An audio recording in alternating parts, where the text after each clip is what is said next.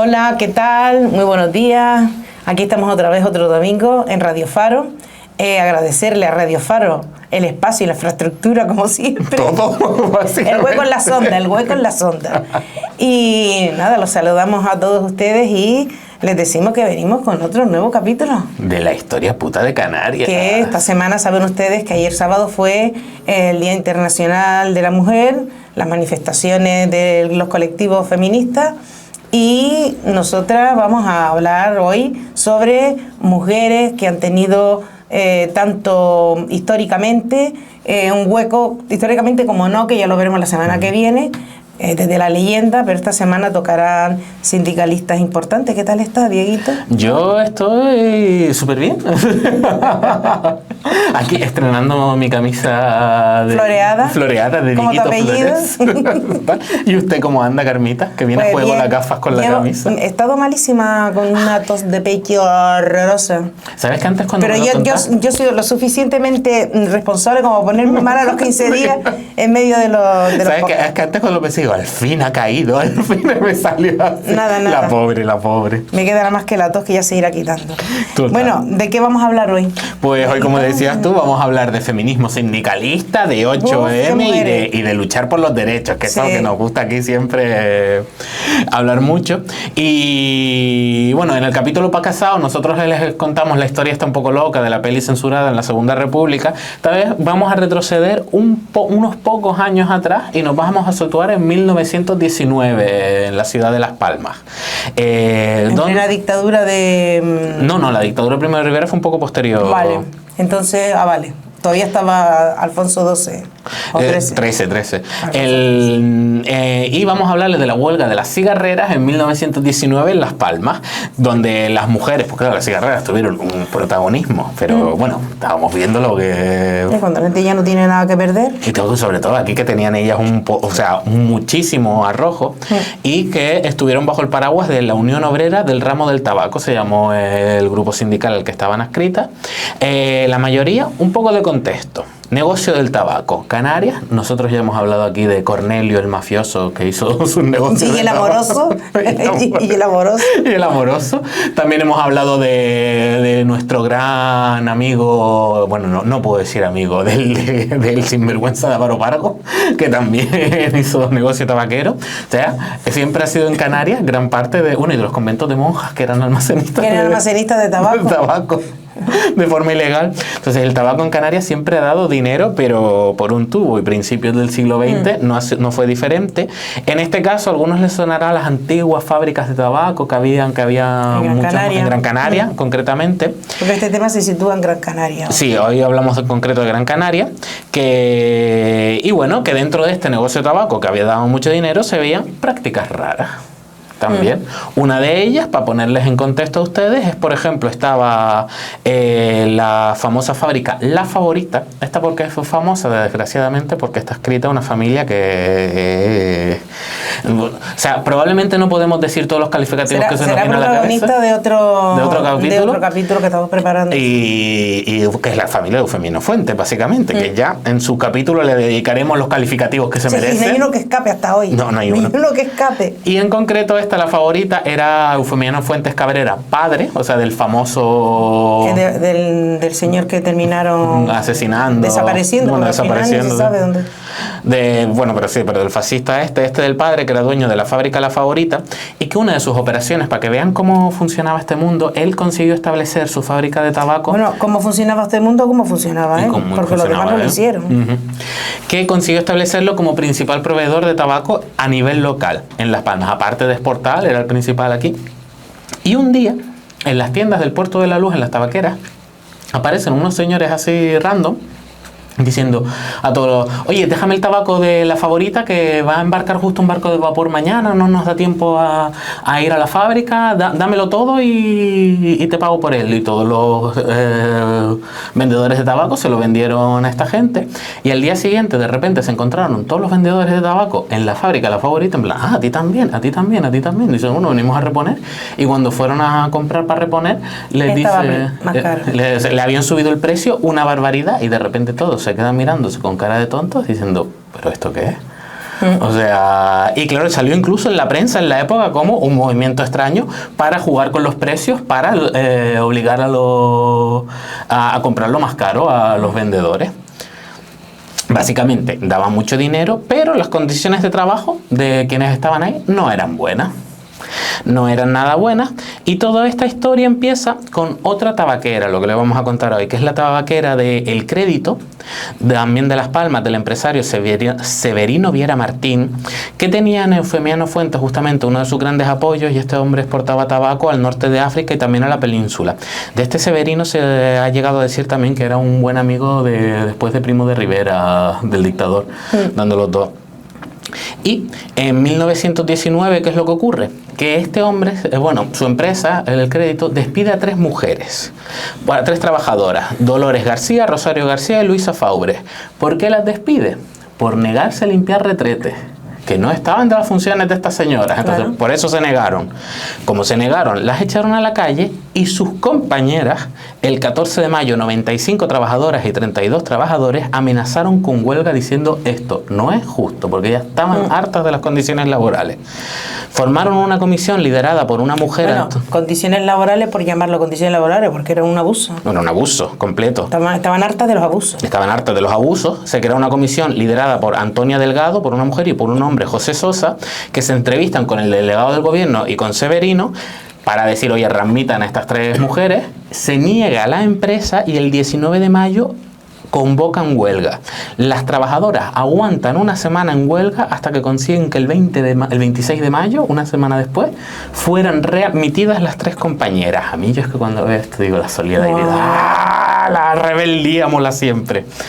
Y todo esto que, claro, que yo les estoy contando, que echan a 3, montan una huelga y consiguen readmitirlas, que parece que es el final de esta historia, no es más que el principio, ¿no, Carmita? Sí, claro, porque estas mujeres se vinieron arriba. Y dijeron, y con motivo, porque ya les decimos que el problema de fondo eran los abusos que habían en la fábrica, en esta fábrica, y en todas, porque ya hablaremos de la favorita.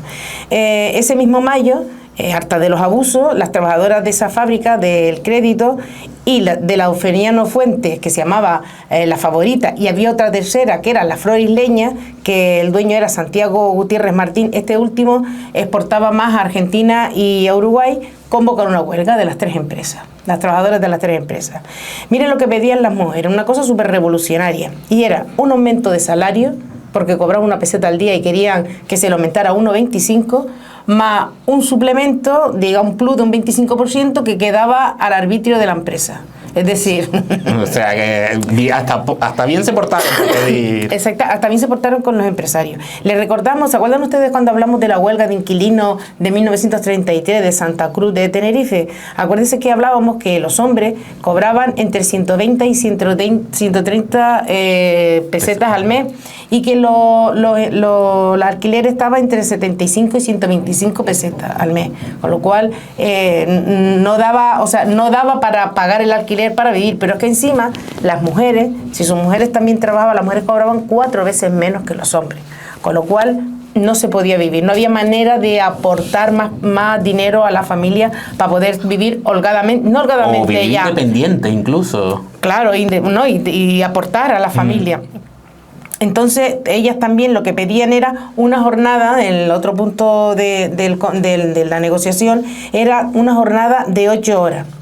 Para trabajar, esto es para trabajar 48 horas a la semana, es decir, trabajar 6 días a la semana y tener uno libre.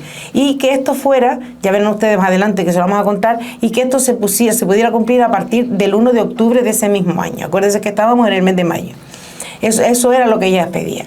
Y ahora vamos a hacer un paréntesis para hablar de la jornada de 8 horas, que van a alucinar, porque nosotras alucinamos. Nosotras a mí nos quedamos loquísimas. Tuvimos que mirarlo varias veces. La jornada de 8 horas la instauró en el Estado español Felipe II en 1593. ¿Saben para qué? Para en la fábrica de las colonias, en las fábricas de colonias, y era una jornada que se aplicaba a la población indígena. En una jornada de 8 horas de turno partido.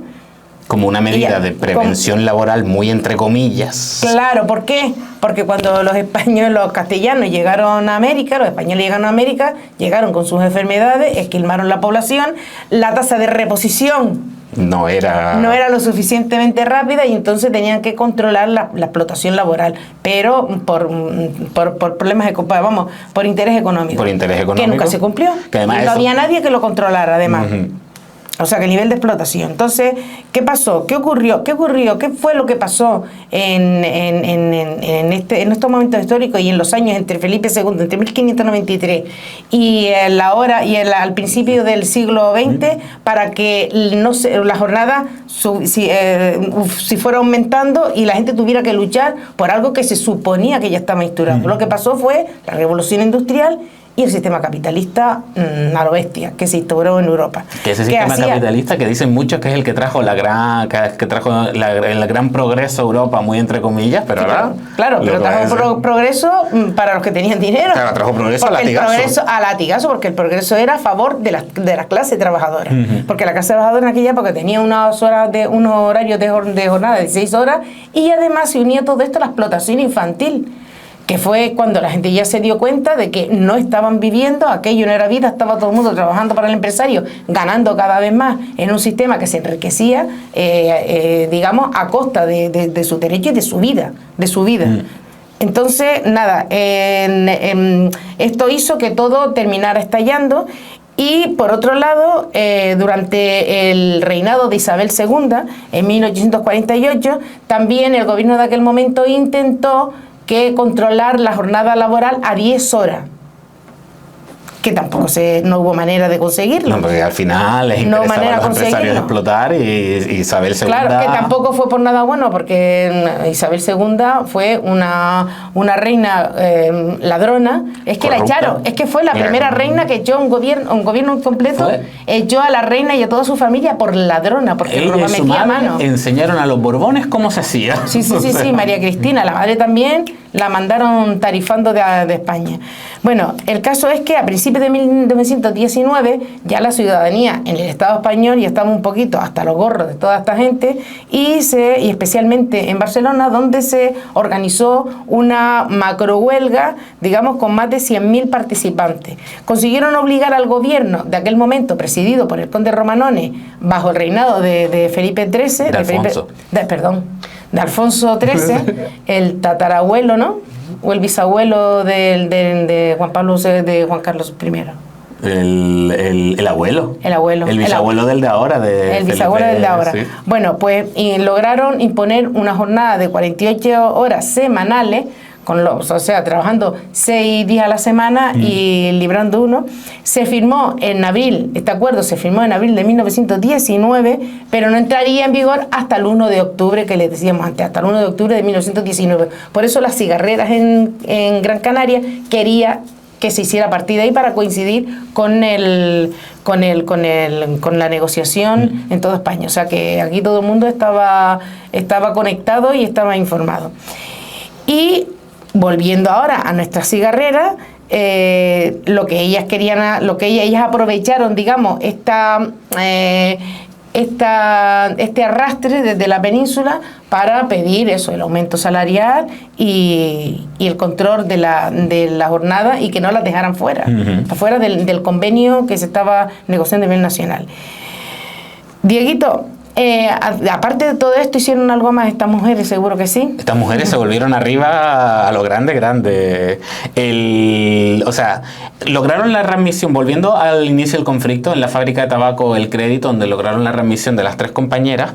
El 28 de mayo, 2 días después de haber logrado esta readmisión, siguen en huelga por lo que les comentaba Carmita, el aumento de salario y la reducción de la jornada. Llega a haber, a raíz de esto, incluso algunos disturbios, por ejemplo, en Las Palmas, en la calle Pamo Chamoso, que creo que es la primera vez que consigo pronunciar bien esta calle. No, Pablo Llamoso, ¿sabe por qué era famoso Pablo Llamoso? Porque era donde tenía el estudio los abogados de Joaquín Sagaceta. Ah, vale. Por eso lo escucho yo tanto en la vida. Pues esa calle estaba justo muy cerca de la fábrica de Eufemiano Fuentes, de la fábrica La Favorita, y acaba viendo ahí un enfrentamiento entre las cigarreras en huelga y una docena de esquirolas que estaban a favor de la patronal. Y un guardia que estaba por ahí acaba disolviendo ese disturbio con un revólver en la mano y un sable en el otro, y a sablazos lo acaba disolviendo. O sea, eso es diálogo... Diálogo del bueno, diálogo del bueno, social, del ¿no? mero mero, el mero mero. Total. ¿Se quedaron quietas estas mujeres? Pues por supuestísimo que no. O sea, tenían claro que querían conquistar derechos. Entonces, continúan con las acciones y el 3 de junio varias cigarreras se desplazaron por toda la zona del puerto para hacer piquetes, para impedir que se pudiera trabajar en La Favorita y en la Flor Isleña. Piquetes que no pudieron ser dispersados por las fuerzas de seguridad en este caso.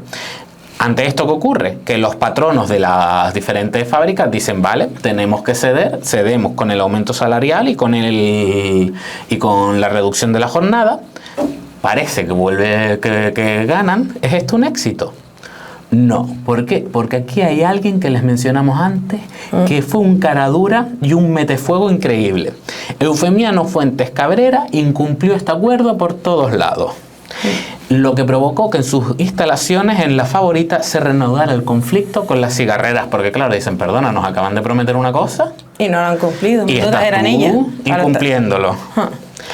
¿Qué ocurre con las trabajadoras de esta fábrica? Que se crea una ola de solidaridad desde las otras, incluso de todo el gremio de tabaco, y el 8 de agosto se propone el boicot a los productos de esta fábrica y se amenaza con una huelga general en apoyo a estas mujeres. Eufemiano Fuentes, ¿cómo responde ante esto? Con chulería, con despidos. Porque como se creía con un macho de esto, de verdad. Y la Unión Obrera del ramo del tabaco pasa a pedir que se readmitan las trabajadoras y en estos momentos dicen, ah, sí, pues entonces ahora queremos un incremento de 3 pesetas a la semana. O sea, que aquí nos ponemos... ¿Te pones chulo? Pues ahora nos vamos... A chula yo. A mí esto me encanta, ¿sabes? En plan de 1,25 a 3. 1,25. No, 1. Pues 1,50, no, 0,95. Es que además también se enteraron de cosas, porque el presidente de la mayoría de las mujeres, de trabajadores del tabaco eran mujeres, pero el presidente de la Unión del Tabaco era un hombre. Claro. Como suele pasar con el machismo. Por eso les traemos nosotros también aquí, justamente con esta fecha, por una lucha muy femenina y queremos también reivindicar el papel de estas mujeres en 1919. Resulta que el presidente de la Unión llegó a informar de que pillaron a Eufemiano Fuentes explotando a una mujer en una máquina de tabacos por 1,25 pesetas diarias, cuando reportaba oficialmente que era un maquinista cobrando 5 pesetas diarias. O sea, si hubiera sido un hombre, hubiera pues una brecha salarial gigante, tremenda, de 1,25 a 5 diarias. Pero como era una señora, pues la explotaba pagándole mucho menos. Y dicen, no, aquí están reportando un salario y es otro el que está cobrando. Ante toda esta situación, ¿qué pasa? Que se vuelve a declarar la huelga y se unen a las de La Favorita, las trabajadoras de la fábrica, el crédito, porque aquí la solidaridad de clase fue quien siempre estuvo guiando muchísimas de las acciones de estas mujeres. Y además hubo muchas de ellas que se organizaron para pedir fondos para poder, porque claro, ante una huelga, sobre todo con protección social cero, pues necesitaban un fondo social para poder aguantar, y lo consiguieron además, que es una de las cosas interesantes. Y esta huelga empezó a sorprender mucho por el aguante y la fuerza de las cigarreras, porque les estamos hablando de algo que empezó en mayo y ya estamos nosotros en agosto en este momento. Sí, o sea, aguantaron como jabalí. Era una lucha que llevaba bastante tiempo. ¿Qué decían de ellas, Carmita? Bueno, decían de todo, pero nosotros hemos encontrado una cita especial en un periódico de aquella época que se llamaba El Ciudadano, que lo tenemos aquí entrecomillado porque merece la pena leerlo tal y como se escribió en el periódico en el momento. Mire lo que decían de ella. Mientras las pocas huelgas de hombres han fracasado, unas cuantas isleñas sostienen la suya con más vigor testicular. Yo con esta frase, o sea, una machistada como una casa intentando loarla. Sí, pero como diciendo, esta tiene más huevos, coño. Sí. O sea, pero para que vean ustedes, habían llamado la atención, incluso de los medios, que son la voz de la sociedad, digamos, de lo que impera en ese momento, y en ese momento lo que imperaba era que el hombre tenía nada más aguante que una mujer, claro. Entonces, ante la fuerza que estaban tomando, el el gobierno suspendió una reunión que tenían programada con los presidentes de los diferentes gremios. Entonces, digamos que la suspendió porque los presidentes de esos gremios estaban viendo cómo apoyar y cómo seguir actuando en favor de estas mujeres.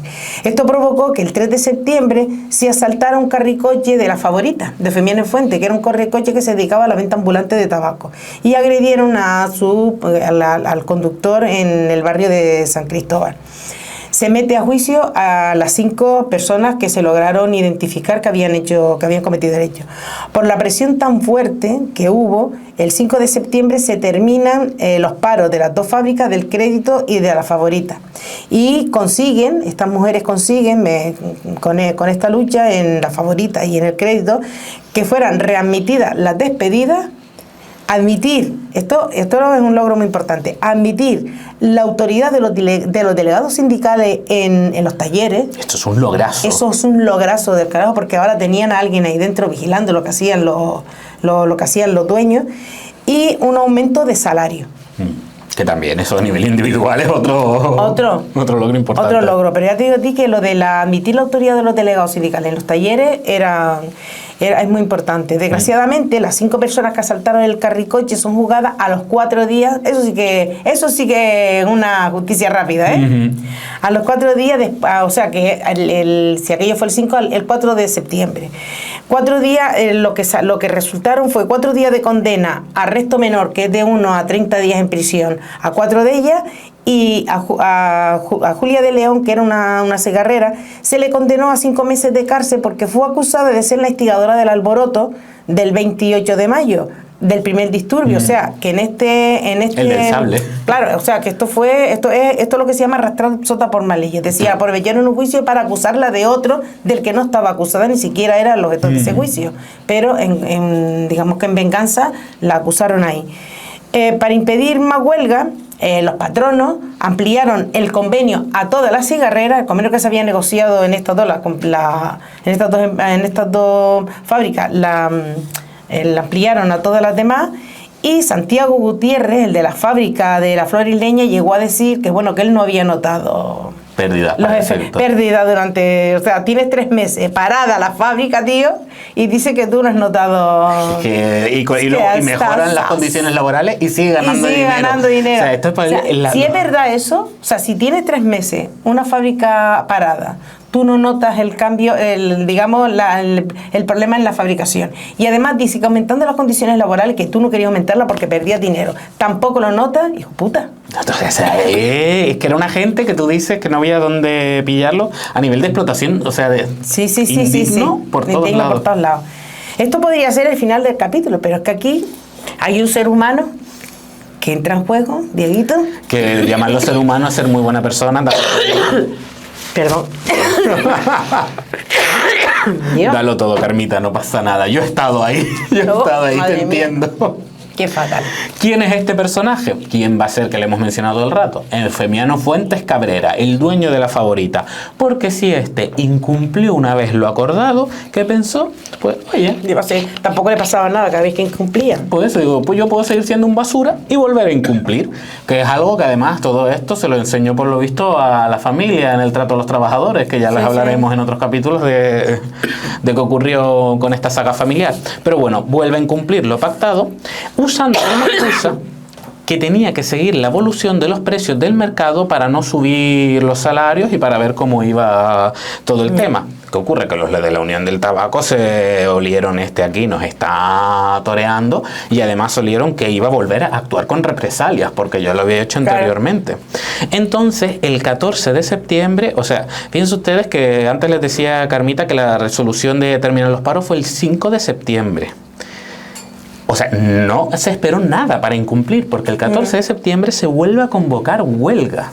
O sea, 9 días después duró la paz, solo 9 días duró la paz social.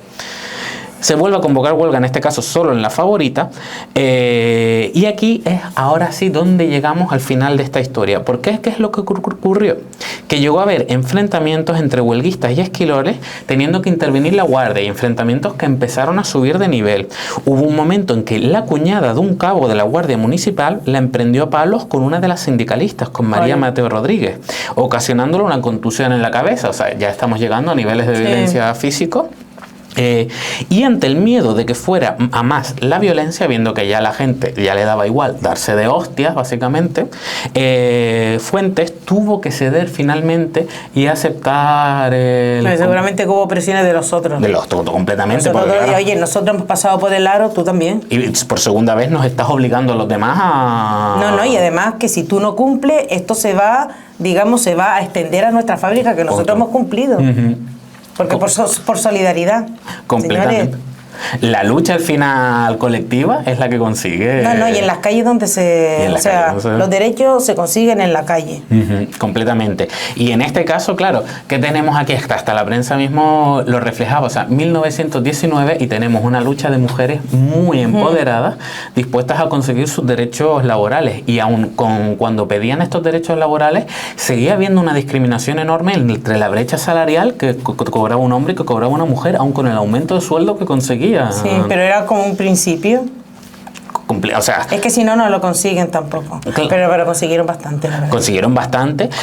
Además, yo cuando estábamos preparando este capítulo, a mí me ha gustado especialmente porque un montón de veces les hablamos de huelgas, de revueltas, de rebeliones, y acaban un poco a palos todo el mundo y como que no consiguen sacar lo que querían. Pero ellas sí lo consiguieron. Esta historia la hemos nosotros sacado de un libro que se llama Las Incógnitas, que se nos ha olvidado traer para enseñárselo, que se llama Las Incógnitas. ¿De quién era? El de Millares. De Millares, uno de Agustín Millares, uno de los hermanos Millares. Y está muy bien, está muy bien el libro ese. Sí, la verdad es que sí, de aquí sacaremos más historias en los próximos capítulos. No se lo lean, que nosotros se lo contamos.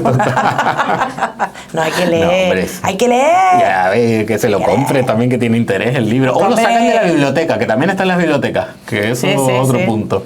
Que yo lo he sacado de la biblioteca alguna vez también. Sí. Ese libro, sí. No. Carmita lo tiene ella, sí. Y luego... Yo lo tengo porque me lo prestaron. Porque te lo prestaron. Yo tengo mi biblioteca particular también, que me presta libre. Y nada, con esto llegamos al final del capítulo, pero yo tengo que hacer una rectificación. Ajá. Algo imperdonable ha ocurrido. Que tenía que haberlo hecho a lo mejor a la primera. Lo tendría que haber hecho al principio, me lo apuntó al principio y se me olvidó completamente, pero lo hago ahora. Que es que en nuestro capítulo de hace 2 semanas, si no recuerdo mal, aquel en el que hablábamos de los canarios esclavizados en Madeira, que la hallaron parda y consiguieron muchos de ellos al final volver a Canarias, yo dije que el puerto, o sea, que la garita en Telde se llamaba antiguamente Puerto de la Madera por su vinculación con Madeira. Una oyente muy avispada, bueno, nosotros tenemos oyentes que saben, que leen. Y yo agradecido enormemente de que lean. Claro, es que eso es lo que queremos. Claro, muchísimas gracias, María Iglesias. Además, lo hiciste aposta a ver si alguien te estaba oyendo. Total. Yo sabía que alguien iba a decirme, no, Dieguito. Cuando nos equivocamos es aposta a ver si están atentos. Pues dice, claro, porque me lo mandó y dice, que yo creo que se llamaba Puerto de la Madera por el comercio de madera. Y es verdad que a mí se me traspapeló toda la información en el cerebro porque la garita antiguamente era conocido como Puerto de Madera porque ahí entraba todo el comercio de madera, gran parte que se utilizaba en los ingenios azucareros, porque los ingenios azucareros consumían madera como si no hubiera un mañana, y como era para los ingenios azucareros que estos ingenios fueron traídos, digamos, la tecnología se exportó de Madeira a Canarias, pues yo de repente me hice en la cabeza un lío y acabé relacionando el puerto de Madera con Madeira, por eso, pero no, es por el comercio de madera. Y no lo relacionaste con Pinocho porque no lo tenía en la cabeza, porque Pinocho era de madera, también. Pero hubiera podido sin ningún problema. Muchísimas gracias. Y es verdad que cuando escuchen cualquier cosa rara nos avisan, porque nosotros nos apuntamos mucho y como siempre les decimos las fuentes en las que los consultamos, pero a veces a cualquier persona se nos cruza el cable completamente y yo de repente te digo que Canarias fue conquistada en 1900. También. Y me quedo tan ancho sin ser consciente de la barbaridad que acabo de soltar. Pues nada. Y con esto yo creo que ya hemos terminado. No hemos terminado. ¿Tú sabes quién tiene una calle en Las Palmas, Carmita? No me digas Eufemiano Fuentes Cabrera. El mismo. El que incumplió 2 veces, el que la lió pocas me parda, parecen, también te digo, porque aquí, cuanto peor, más calles tiene. Esto es, o sea, que una persona, porque claro, es como fue un gran empresario del tabaco y también un explotador, como fue un explotador, menudo elemento él y el hijo. Este explotador tiene calle en Las Palmas a día de hoy. En fin. Que nos vemos la semana que viene. Nos vemos la semana que viene. Seguiremos, en Radio Faro. Seguiremos aquí en Radio Faro. Díganos cosas, que yo siempre me alegro de leer cosas por todos lados. No, y de que nos saluden también. Yo con un hola ya soy feliz. Pues y nada. Con esto terminamos, porque si no Carmita se nos muere. Que tengan muy buena semana. Venga, muy buena semana. Chao.